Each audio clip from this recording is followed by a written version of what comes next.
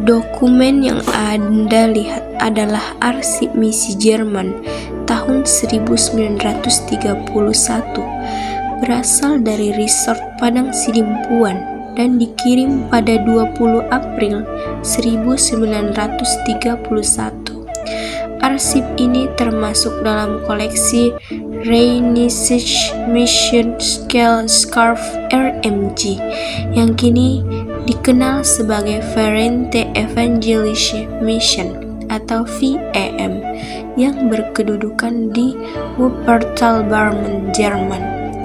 Pengirim laporan ini adalah seorang misionaris aktif di wilayah Tapanuli Selatan, yaitu Paul Landgribi, misionaris RMG yang bertugas di Angkola, Mandailing, dan Padang Sidimpuan.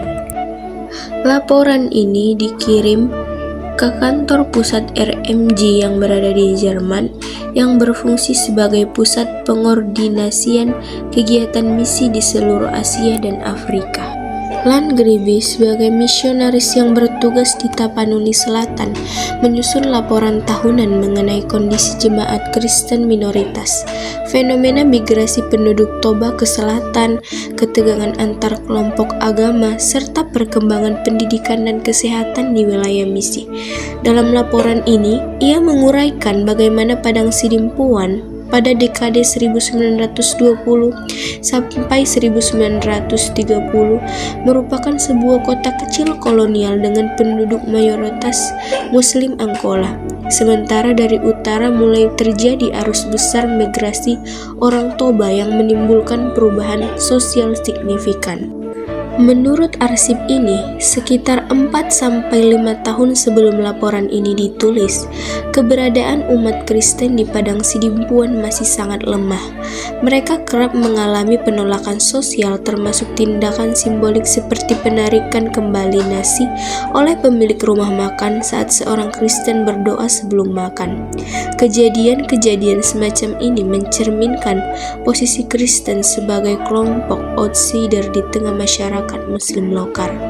Migrasi besar orang Toba ke selatan akibat kepadatan tanah di daerah asal memicu perubahan demografis dan ketegangan baru. Beberapa penguasa lokal mensyaratkan perpindahan agama agar pendatang memperoleh tanah sehingga sebagian pura-pura masuk Islam untuk bertahan hidup.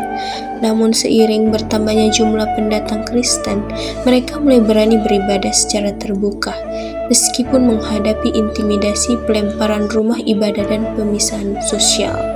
Di tengah tekanan tersebut, terjadi kebangkitan religius dalam jemaat Kristen Toba.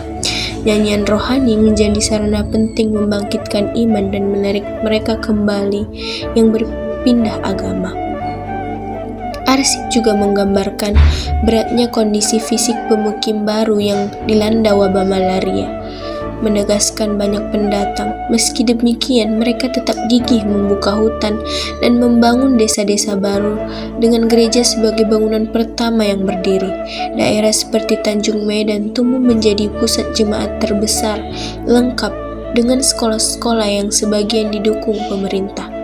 Pada awal 1931, Jemaat Komite Jawa digabungkan ke dalam HKBP.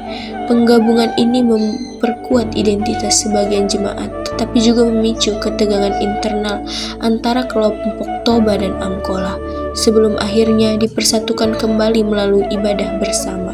Secara keseluruhan, arsip ini merekam dinamika, imigrasi, identitas, konflik agama, serta perjuangan sosial umat Kristen minoritas.